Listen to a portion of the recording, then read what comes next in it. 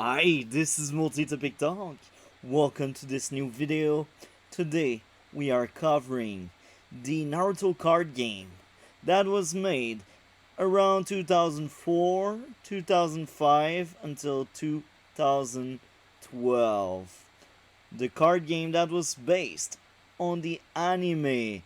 And I hope guys and girls will enjoy this video. I will try my best to make it as entertaining as possible, and I will explain the game, how the game goes, and if people here are into the game, well, we will be making weekly games.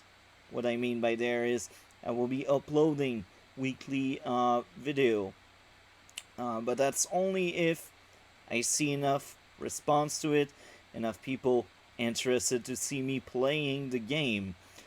And in case people are wondering, there's a way to play online. Use the Untap website. And I will leave the website in the description below. With that being said, let's move on with the video. Before we move further with this video, let's speak out about this. This is how a turn goes. So we have the start phase. Some effect take place in the start phase. If you got mission or ninja at the start of the turn that have effect, this is the start phase. And in the start phase, outside of the effect already in play, nothing else can be played.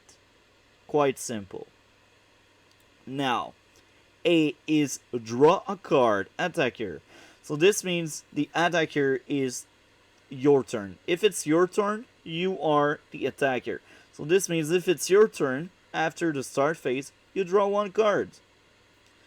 Now, after drawing that first card, you have what we call the mission phase. Now, in the mission phase, you can do anything in the like you can do the mission thing, I should say, in the order you want. If you want to play a client first in your mission phase, you can play client first. If you want to play a mission first, play a mission first. If you want to play ninja first, play a ninja first. Now, how do I know what I should do? I suggest most players to play a first mission before a ninja. Mission will let you draw stuff or do stuff, and you have more option after that. Then you can deploy a ninja if you want. Now, I will say this: one ninja is deployed each turn. You cannot deploy 10 ninja. You can't. You have some effect that lets you add more ninja to this one ninja rule, but you need to have the proper effect for it. Now, play a mission card.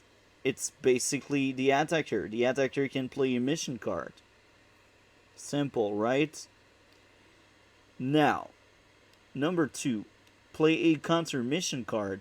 The blocker can play a counter mission during that phase. He is not forced to. It's an option he can use. Now, to explain further, even if the attacker has a counter mission, he can still use it on his turn. But usually you prefer using your counter for the next turn, because usually it's something that will affect your opponent. Now, charge chakra. It's basically placing cards from your end to your chakra to use jutsu later on when you fight. Deploy a client, quite simple. One client per turn. Quite simple, right? Organization phase. Now, there's a very unique rule they don't really address there. I will say it. You have 3 teams. That's an example. Okay? For example, you have 3 teams. When you are the blocker, you can swap the members of your teams within the same team, but you cannot change them from team to team. You cannot separate them. What was made in team during your turn will stick during your opponent turn, except if you have wacky effect that will change how it goes. But most of the time, your team remains the same, but you can swap the members. You can decide, okay, this was a back ninja, now it's my leader. Now, organize teams for the attacker. It's basically placing ninjas in teams. If you got 10 ninjas in your village, you can make 3 teams of 3 and 1 team of 1. Because teams are from 1 member to 3 member. 1 to 3 member. Even if your ninja is alone, he is considered his own team. Now, after the organization phase, you tell which team will be sent to attack or not. You can send from 0 to 3 teams to attack. In some cases, you will not want to attack. If you're weaker than your opponent, you're on a defensive state, you don't want to attack. But if you have the upper hand, if you outnumber him, if you have a small advantage, you want to use it to attack it. So you can send from 0 to 3 teams to attack. So if you got 10 ninja on the field, you can send 9 ninjas to battle without any effect. Because some missions, some ninja let you send more. This is fun to send more. Sometimes that breaks the game so much. But yeah, organized team, it's a good phase. I like it a lot. Now, after the organization phase, if the attacker, this means you, if it's your turn and you want to attack, you enter the battle phase. In the battle phase, you send out your attacker team or your team or your ninja. You send from 0 to 3, as we said it earlier. Now, the defender, your opponent, the blocker, your opponent, you can choose to send blocker to react to your attack, or he can let it through. We will speak about the battle later on in this video, but sending out blocker can be risky, but if you never send blockers, you will lose. Now, after the attacker have sent his team and the blocker have sent his team, or the blocker said, oh yeah, I don't send anybody to block, you enter the exchange of jutsu. And during the exchange of jutsu, you can use exchange of jutsu effect from ninjas, mission, or jutsu themselves. Now, in the exchange of jutsu, we can have several jutsu chain. I play a jutsu, you play a jutsu. I play another jutsu, you're out of chakra, you cannot. We play three jutsu in that chain. The last resolve, then the center resolve, and then the first resolve. The first is last, and the last is first. It's confusing, but when you play, you will learn. And after that chain, if people are still in the battle phase, if they didn't move to the showdown, they can start a new chain of jutsu. They can throw new jutsu if they have the chakra. And by the way, when you use your jutsu, they go to the chakra after being resolved or after being negated. Now, in some cases, they are discarded if the jutsu that negates it want to discard it. But these are specifics from specific card. Once every player is done using jutsu, we move on to the showdown. So what's going on with the showdown? Well, the strongest team, I should say, the strongest team will win the fight. And depending on the case, they will get a victory or an outstanding victory. A victory is when there's a gap of 0 to 4 power between both teams. When there's a gap of 5 or more, this is what we call an outstanding victory. Now, when it's 0 to 4 and it's a normal victory, only the leader of the loser's team will receive 1 damage. So if the ninja was LT, it will turn injured. And if it was already injured, it will die. Now, when this is an outstanding victory, this is very different. If this is an outstanding victory, guess what will happen? The leader will receive 2 damage. If he was already injured, he is dead. But if he was LT, he will die. And then because this is an outstanding victory, the other blockers, the 1 or 2 other blockers, because sometimes you only have 1 other member in your team and you have like yourself 2 guys, the back ninja will receive 1 damage. So if that ninja in the back was already injured, it will die. If it was LT, it will be injured. Quite simple. Now, we did speak about power gap. Let's speak about what happens if a player chooses to not block.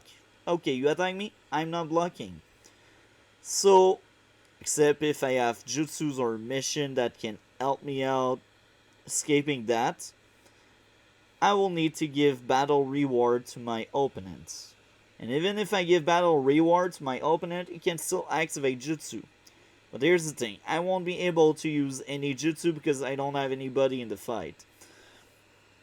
Now, if the team power is 4 or less, even if it's a 0, even if it's minus, if it's 4 or less, and nobody blocks, the player that is attacked will need to move face down 1 card from his deck to the battle reward area. It's like losing a life. When you move 10 cards to your battle reward area, you lost. And your opponent won. This means you didn't block enough.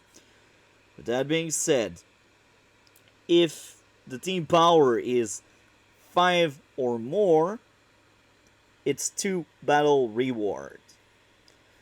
And we will repeat ourselves. 10 is the breaking point. So early in the game, sometimes you will let 1 pass, 2 pass, sometimes you will let 3 pass. But if you hit 10, you die. And if, for example, 3 teams are sent and all teams are 5 or more, it's a total of 6 battle reward. That's a lot in the same turn. Once we are over with the battle phase, we move on to the end phase.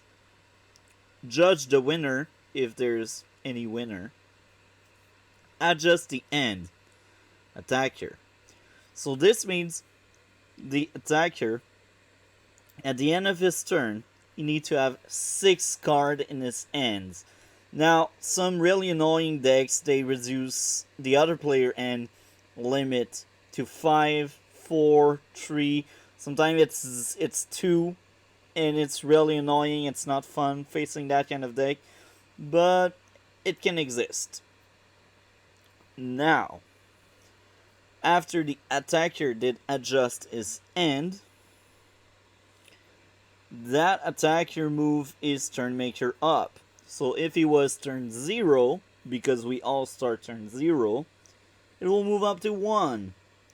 And when the attacker gets his next turn, it will be turn 1.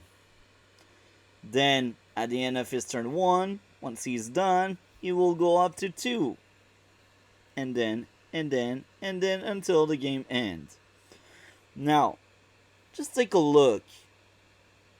At just the end doesn't apply to the blocker. So this means if at the end of your opening turn you got 7 cards or more, you are fine. It's only the attacker that needs to adjust his end. But if you got more cards at the end of his turn, make sure you're able to play enough cards in your turn to not discard. Because if you got 7 cards or more at the end of your turn, you discard any card until you drop at 6. If you know the Naruto anime and manga, you may know that the anime and manga add what we call mission. It's basically stuff ninja do for money to help their village and to help themselves in some ways. In this game, we have mission. It's essential in most of the decks. This is a card type, and how do you know it's a card type? Well, it's written in the corner up left. It's called mission. Now, not every mission have 2 symbols like lightning and wind. No. Only a few mission have different symbol.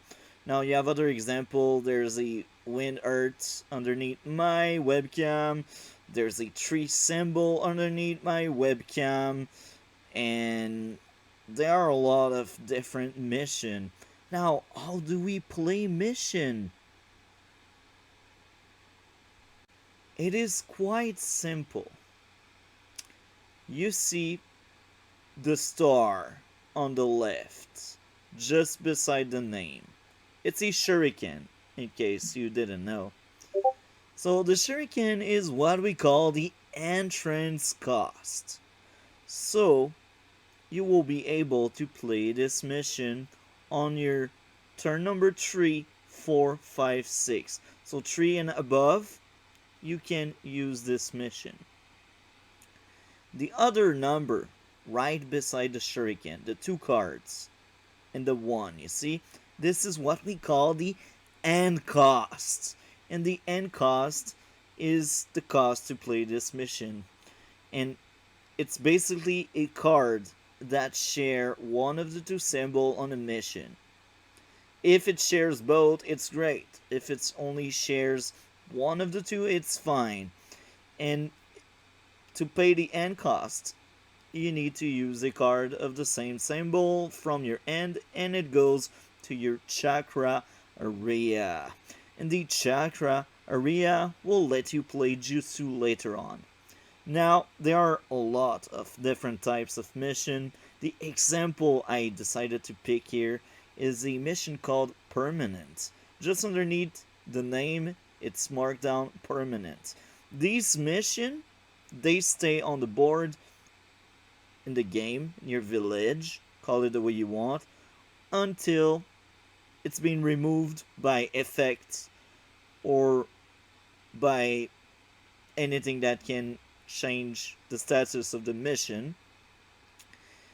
And yeah, they basically have a ongoing effect that will last until the mission is taken out, destroyed, or discarded, or removed. The effect will last.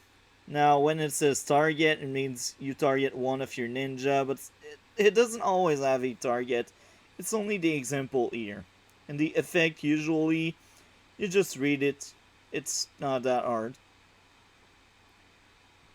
So here we are with another type of mission, the counter mission. Just like the other type, you have the entrance cost, the end cost, and the counter is a mission that you can play on your turn or in your opponent turn. But most of the time, it's something that will affect your opponent, and you'd rather use this mission on your opponent turn if it meets both criteria. And here, as you can see, there's only fire, so with this mission you can only pay with 1 fire. And it's quite good. This card all in play permanent mission and or client. If two or more cards are discarded to this effect, draw two cards. So basically this counter can take out permanent mission. This is quite good. I like it. I find that mission type very interesting. Permanent 3. So this means when you play this card, you place 3 coins on it, 3 counters on it. At the start of each of your turn, you take out 1 coin. And this includes counter, because some counter are counter permanent 3 or 2. At the start of your turn, even if you played it on your opponent's turn, you take out a coin. And this is a very interesting ruling here, because as a Rusty player that took a break for a few years, I actually needed to ask around, because I forgot about that kind of detail. But here you are, and some people are saying, at the start of your turn, even if it's a counter mission you played on your opponent turn, at the start of your turn, you take out coins. Once each single coins are taken out of this card there, this card will move to your chakra area, except if an effect from your opponent or yourself stop that mission from going in the chakra area. Very simple. Very interesting. I like that mechanic. So here we are with the normal type of mission. There's no permanent, there's no counter. So this means you can only play this mission during your turn in your mission phase. And it's only one mission per turn. So yeah, this is quite good considering fire doesn't draw that much.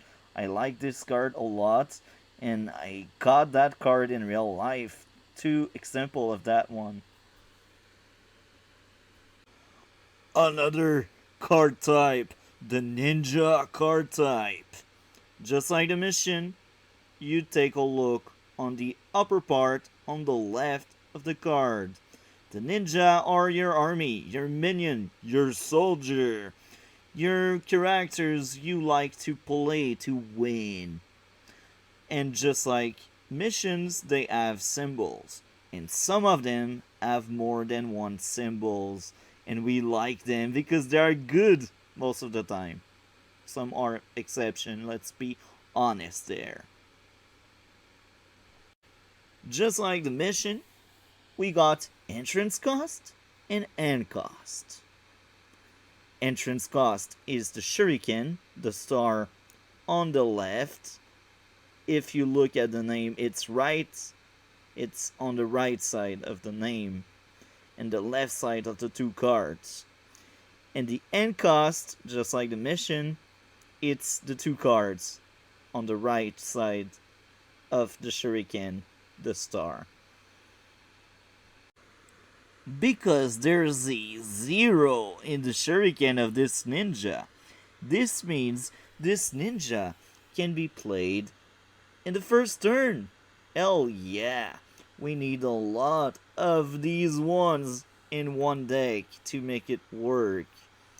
Now, I will speak about a specific rule about ninjas. If they don't have a effect that says otherwise, we can only have one ninja, one name. So this means I can only have one Miss Enbu, one Naruto, one Sakura in my village. However, some ninja do have different effects that lets them duplicate in the field. And Mist Enbu is one of these. The non-unique ability lets you have more than one Mist Enbu in your village. Quite good, right? I like that kind of stuff. It adds more layer and more mechanic to the game. With that being said, even if you can have several Mist Enbu during your turn, or I should say during the game, in your village, that doesn't take away another rule for ninja. During a turn, you can only deploy one ninja. So this means you can only play one ninja per turn. But just like non-unique, there's other rules, other effects. Some ninjas can be added to the field even if you already played your one ninja of the turn. And here again, Mist and Boo break this rule. So you see, attack your mission, move 3 cards from your opponent discard pile, put this ninja card into play from your hand. So its effect lets you playing that card for free without really following the one ninja per turn. But you still need to pay the cost. You still need to move 3 cards in my opponent discard pile to his Chikararia, which is really good for him. So think about that if you want Mist and Boo on the field. With that being said, there are a lot of ninjas. So I will show you another example. Yeah, that sounds right. Here we are, Kurina Yui. Just like the missions, she has an end cost. So if it's turn 5, you can use a card that has a wind symbol from your end, and you can move it to the chakra area to deploy this ninja. When I say deploy, this is one ninja per turn, and her effect doesn't break that rule. So if you play that ninja, that's your ninja for the turn. And she has an effect that will last as long as she is around. So the only way to get rid of her effect is to kill her, remove her, discard her, find any way to get rid of her, because she's fine. I kinda liked her effect. Here is another type of ninja card, but this type is unique. It has black surrounding the card, and we got 2 ninja on it. Sometimes we only got 1. In this case, it's marked down reinforcement in the characteristic. But right now, in the characteristic, if you take a look, I don't think I can zoom more, it will look ugly. It's marked down squad. And squad means you need bolt ninja. Except if the effect says otherwise, but most of the time when there's the squad, you need bolt ninja to make the squad. And squad are not counted as the deployment because they are not from your end. And on top of that, they are coming from the reinforcement deck. So they are not within that deployment rule. So if you play Naruto this turn, you can squad him if you already have Shion on the field. And what's going on? Well, the 2 ninjas on this card need to be on the field, and you take them out of the game. And then you place that squad in the village. And when the squad come, even if both ninjas were in the same team, well, it's sad, but they are separated from the other members of the team. Now, let's speak about stats. What's up with these numbers? You see on the bottom, the 4 and the 3 in this case is the LT status, and the 0 and the 2 are the injured status. When a fight occurs between 2 ninjas, the loser fall into injured status. Except if, of course, some card says he cannot be injured or he dies instantly and other stuff. But the rule of the game is if you lose, you turn your leader of your team into injured status. And what's up with the injured status? Well, if you lose again a fight, your ninja dies. And there's another way to turn a ninja into injured status when there's a draw. When both team have the same strength, both leader take a damage. And there are also a lot of ninjas that can snipe ninjas or that can injure ninjas. There's also jutsu that can do that. Mission. So there are a lot of ways to injure ninja. When you're injured, the only way to heal back is with something that heals you. Most of the time it's jutsus, sometimes it's mission, sometimes it's ninja. All depends on the effect on the card. Now, these numbers, they mean something. The first number in Sakura case is 4. 4 is when she fights alone, or when she's the leader of her team. When she's the leader of her team, we count 4. When she's called the back ninja, she is 3. A team can have from 1 member to 3 member. I say from 1 to 3 because even a ninja alone is considered as a team, even if he's alone. So a team has 1 to 3 members. Now, if she is injured, well, the same kind of rule apply. She has a 0 attack as leader, and she has a 2 as support. So her strength really dropped. Now, there's something interesting. In her effect, it's only marked down mission. Because it's only mission, this means you can use it on your turn or in your opponent's turn. When you see block your mission, because some mission do have ninjas, some ninja do have a block your mission, you can use that on your opponent's turn and not yours. And if it's marked down attacker mission, like the Mist and Boo we have seen earlier, this means it's on your turn. And even if the effect of your ninja states mission, it's not your mission of the turn. It just means that's when you can play the effect. So this means you can play a mission, your 1 mission per turn, you can play it, and then use Sakura, because her effect is not considered a mission. It's only the state of the game where she can use it. Now, sometimes it's marked down AOG for exchange of a jutsu. Well, this is when we fight. And at some point in the fight, we fight. Right?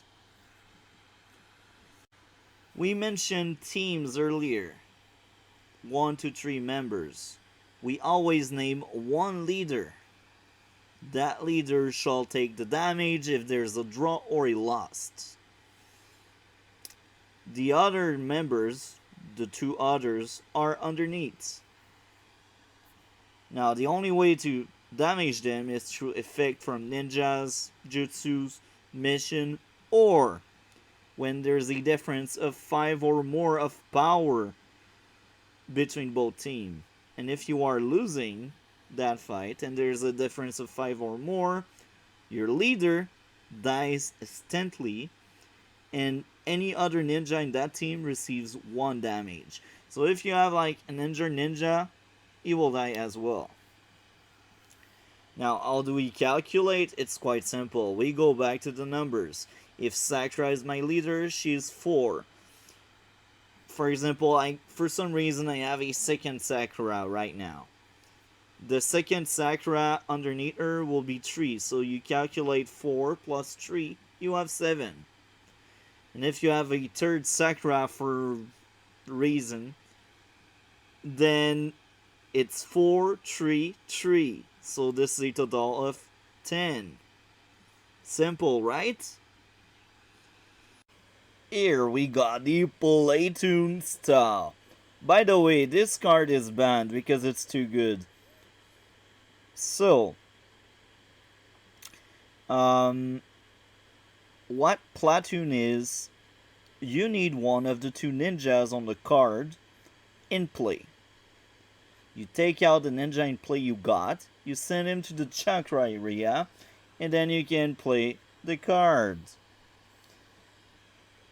In this case, you need either Tauntaun or Shizune. Now, there's something there. If you got both ninjas on the field, you cannot platoon anymore. Except if you have an infect that tells you can have several ninja of the same name. But in this case, that's the exception. But in general, if you got both Shizune and Tauntaun, you cannot platoon. But if you only got one of the two, you send the one of the two to the chakra and you place this one.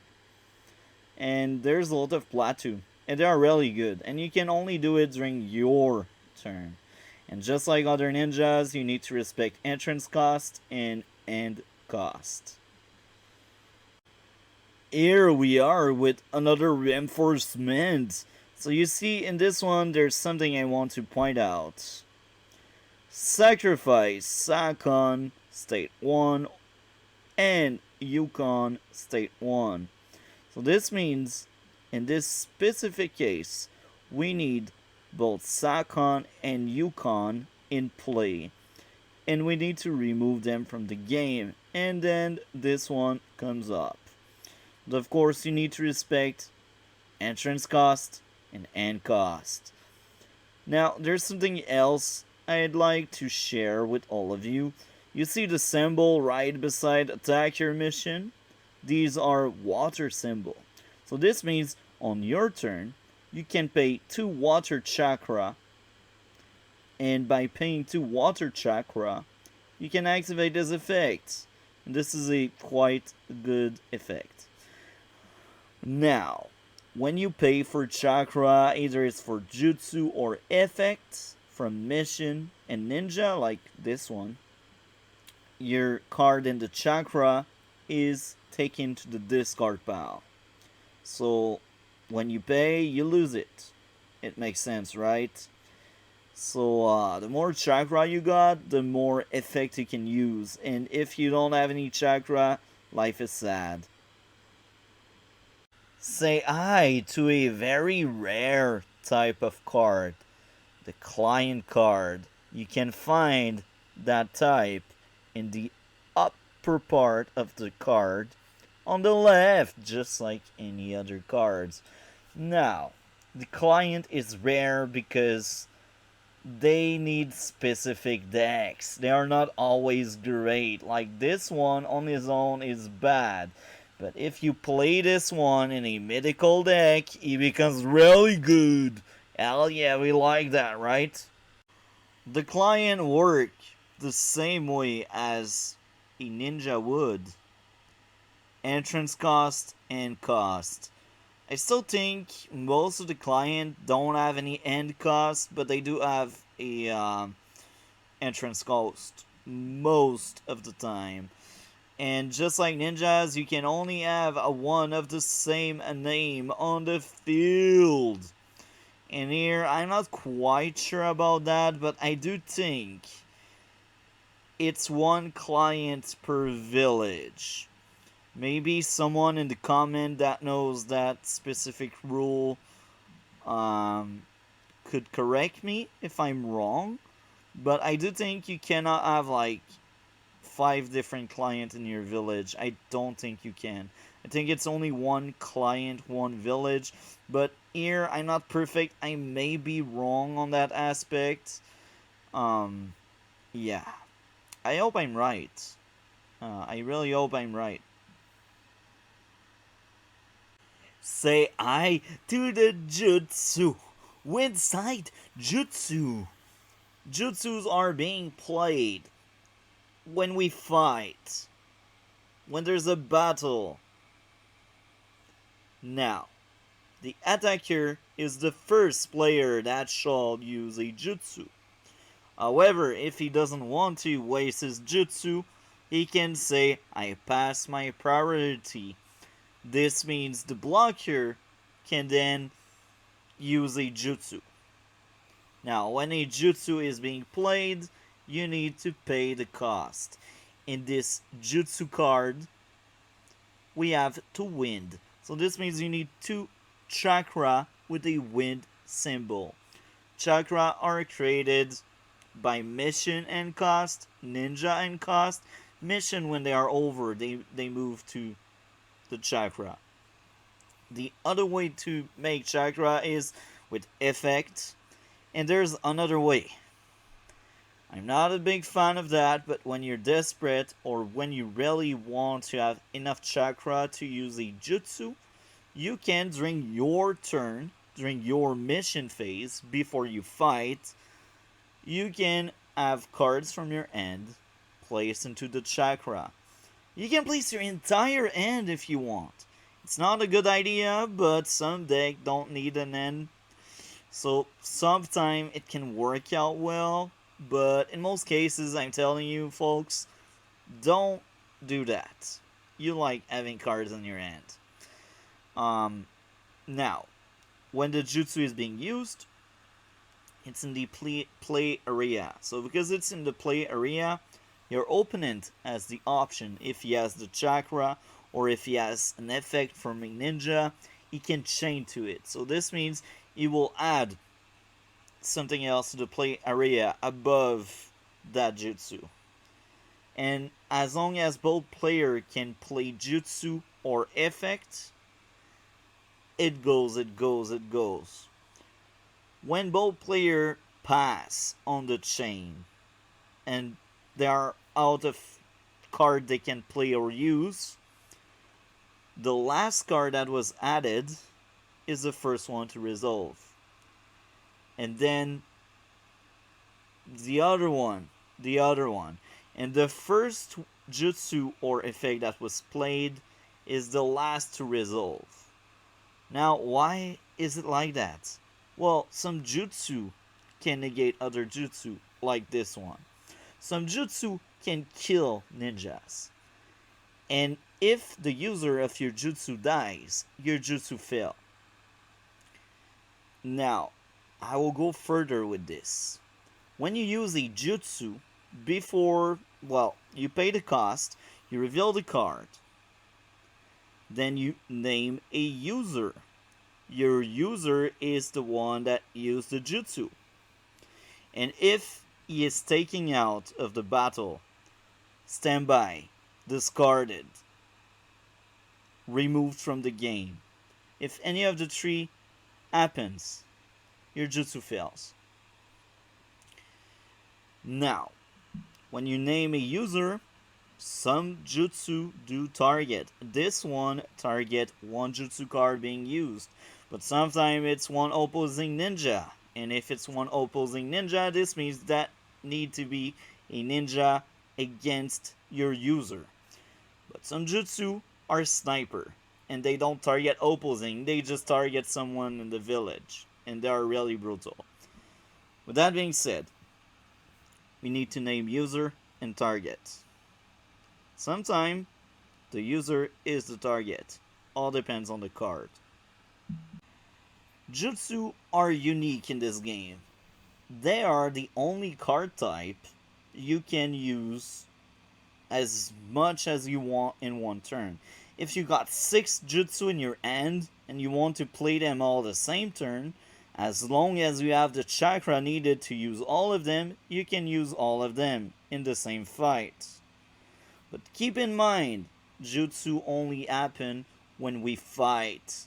When this is the mission phase, when players are deploying ninja or using effects from ninja in mission phase, or I don't know, when they play mission, do not reveal your jutsu yet. You reveal your jutsu when you fight. When someone says, oh, I send the attacker, and then the other player chooses to send a blocker or not. And even if there's no blocker, an attacker can still use jutsus. So, yeah, that's it for the jutsus. Now I will show you another example to quickly explain the different types of cost. Because in this case, it's 2 wind. That's it. That's all you need to pay. But we have other interesting ones we could cover. This jutsu is really bad, but hey, it's a good example. You see the cost? It's 2 water, 1 colorless. So this means you need a total of 3 chakra.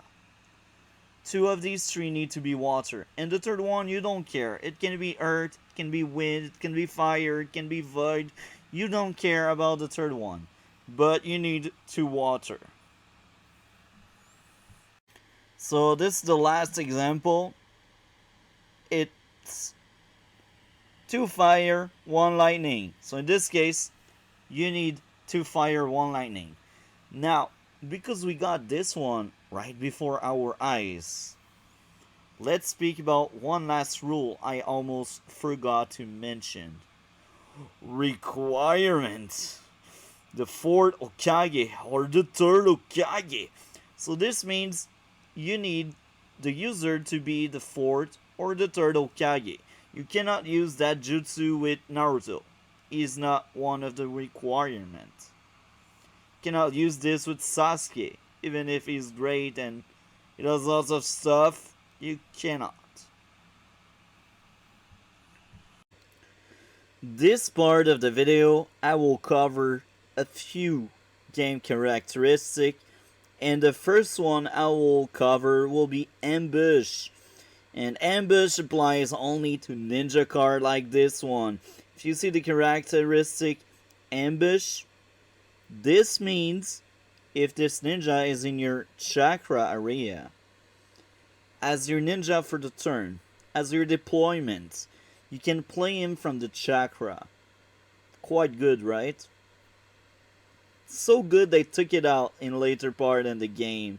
Because they realized, yeah, end cost doesn't matter anymore because of ambush.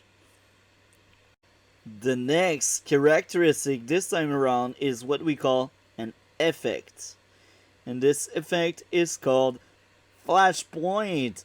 And this game mechanic came out by the end of the game life when the game was about to get cancelled. Flashpoint is basically something you can activate during your turn, during the mission phase. And it's basically taking your ninja with Flashpoint and remove it from the game at the start of your next turn, before you draw any card. When you do all of your start of turn stuff, your ninja comes back. And when he comes back, it's except by deployment, because it's not near deployment, it's Flashpoint. Then an effect happens. In this case, you search your deck for a 1 jutsu card whose name includes Rasengan. Simple, right? Other Flashpoint will let you draw and discard. It's cool. I like Flashpoint. It was a really good idea. So let's move on. Desperation. A very interesting game mechanic. Just like Flashpoint, they added this game mechanic much later in the game life.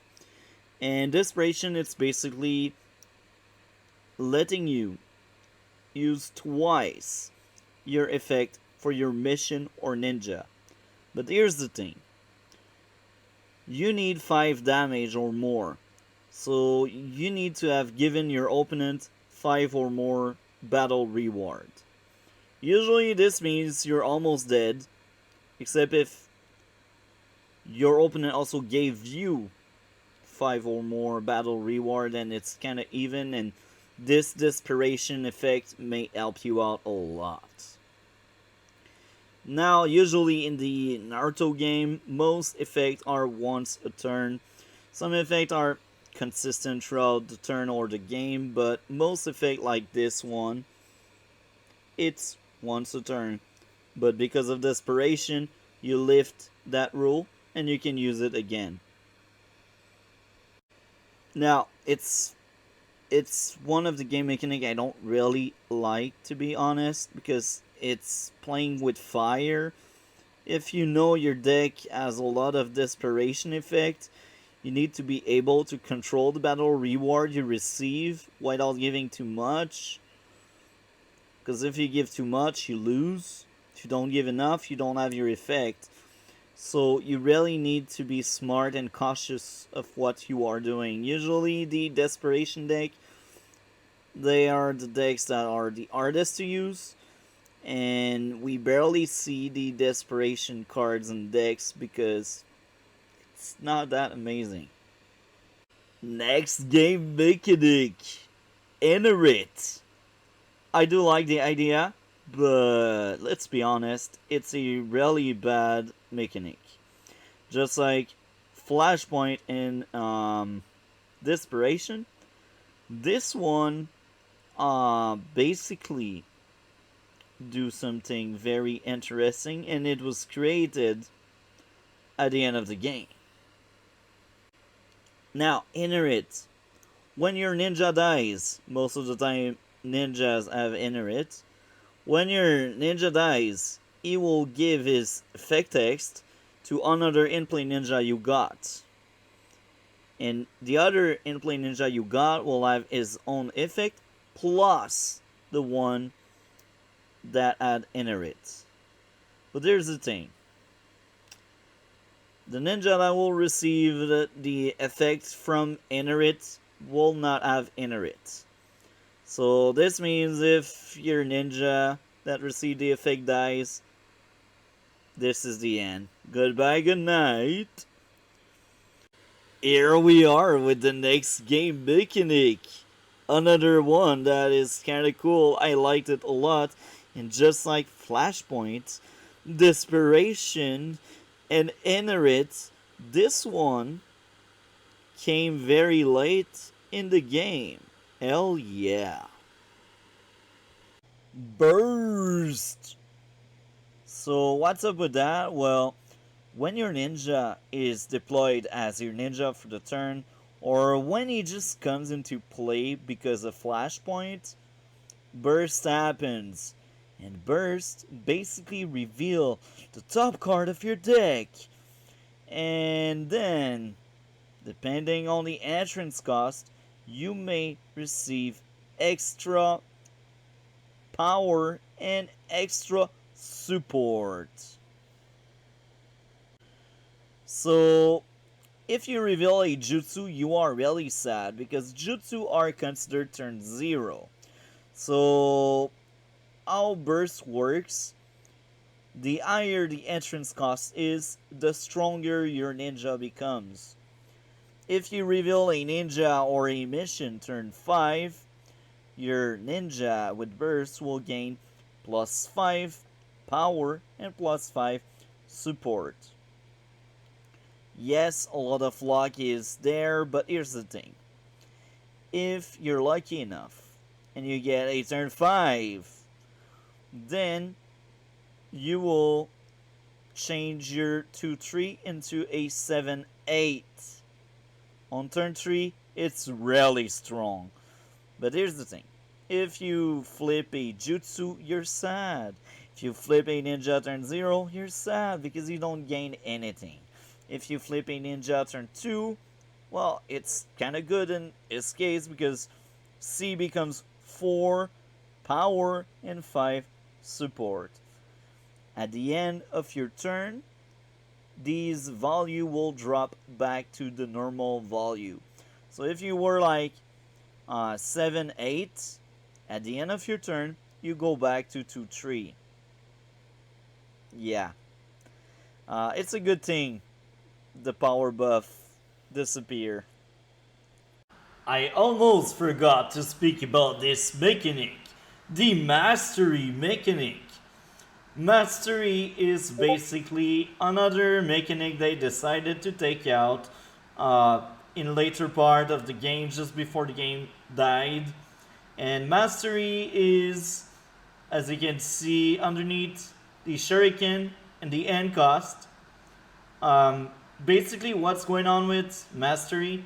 When your ninja use a jutsu, and the jutsu resolves. So this means it wasn't negated, or the user didn't die, or he wasn't standby. Well, what's going on with mastery? You will pay one extra chakra, and that extra chakra need to be one of the colors on the jutsu or one of the colors that was paid to play the jutsu.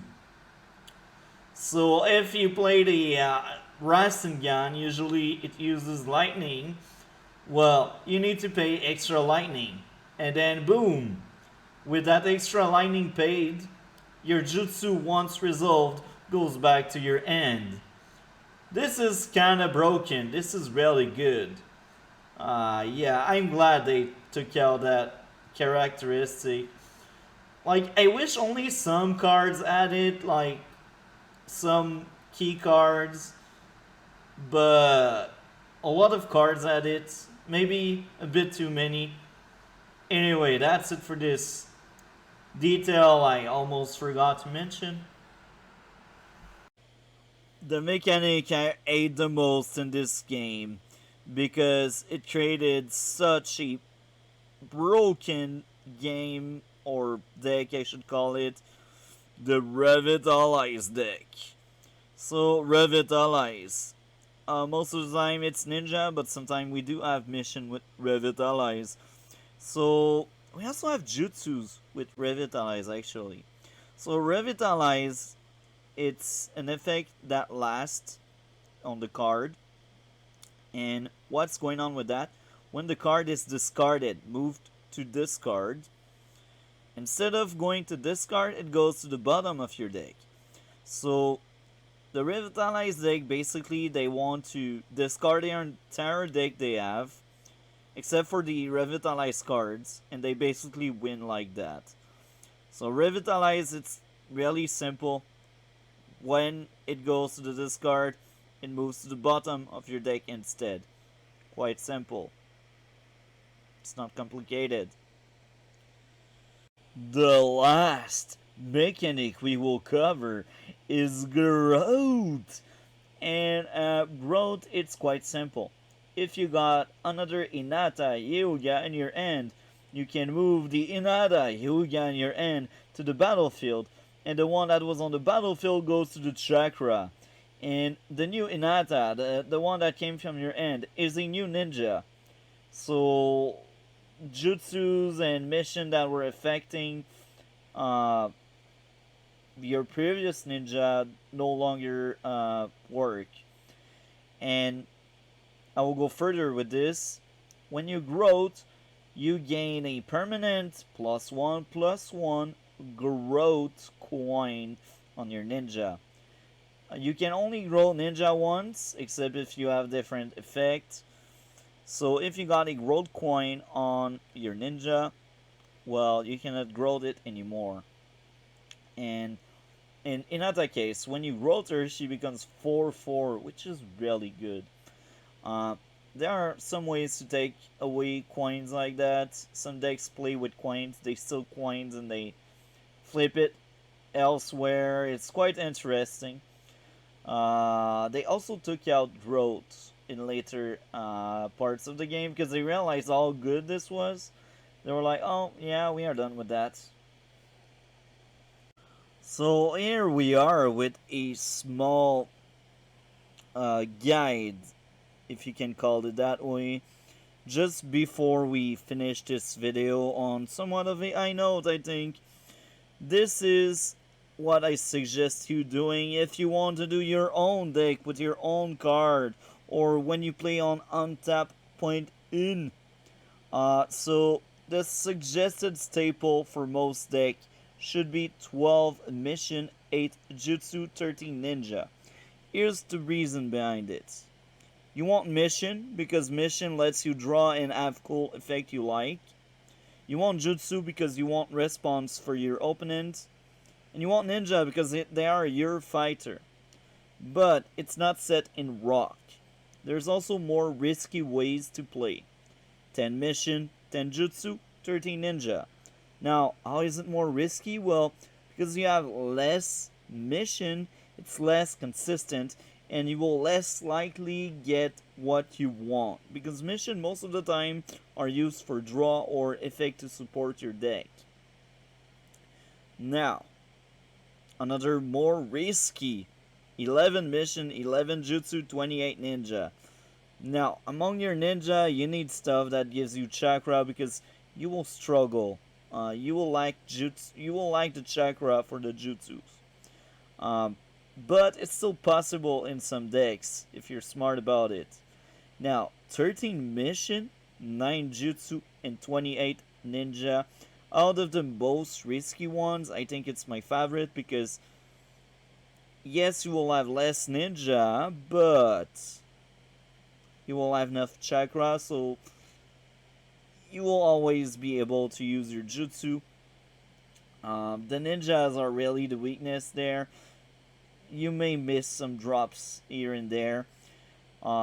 11 mission, 8 jutsu, 3 client, 28 ninja. Now, 3 client, it really depends on the deck. The medical deck has a good client, the growth deck has a good client, and the last deck that has also a good client is the Uchiha deck. If you play Uchiha deck, you need the client. This is your draw power, but it's not every deck. You don't want a client on every deck.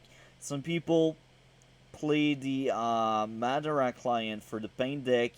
I don't, because it's not a good client. Well, it's playable, but I prefer missions over client. Client, it's really like, is it really important to have that client in your deck? Is it a key that will let you win games? If it's the case, then you can think and maybe add clients, but most of the time I'd rather have mission, jutsu, and all the good stuff, right? Now we will speak about the build of ninjas in a moment. So here we are with the ninja curve. The suggested ninja curve for most deck, the one I suggest the most, the best one in my own opinion, is 12 ninjas turn 0, 5 ninjas turn 1, 3 ninjas turn 2, 10 ninjas turn 3 or more. Now, here's what to think about it. You don't want to miss a drop, because if you miss a drop, it can hurt you. You can be forced into giving lots of battle reward to your opponents. You need ninja early in the game. The turn 3 or more are more like your win condition, but if you don't last long enough to meet them, you will lose. So don't use too many of them. Now, a more risky curve is 11 turn 0, 4 turn 1, and 3 turn 2, and 12 turn 3 or more. Now, if you play this risky approach to the game, you need good mission to support it. And you need specific deck type. Not every deck will work with that more risky curve. A bit too safe, 14 turn 0, 3 turn 1, 3 turn 2, 10, 3 or more. Now, some people may ask, what if you play 28 ninja like one of the other builds? This is another different case. It's a very interesting case, I think. If you play 28, I think you should cut in your ninjas turn 3 or more. Sometime in some deck, I could forgive you if you cut in turn 2. Like in my suggested curve, instead of 3 turn 2, you play 1. But it's risky. The safe way to cut in the ninjas, if you play 28 ninjas, is to cut with the higher turn, like turn 3 or more. With that being said, I hope guys and girls will enjoy making your own Naruto deck, and maybe we will meet on untap.in. Great website to play some Naruto. I will also leave a link for the Discord of the Naruto card game. If I can, I'm not quite sure if I can invite people. Anyway, I hope all of you enjoyed. I will be doing some games of Naruto on a weekly basis. If there's enough people invested, I will have one game a week. With that being said, like, comment, and subscribe. We will see each other in a future video. Have a great day.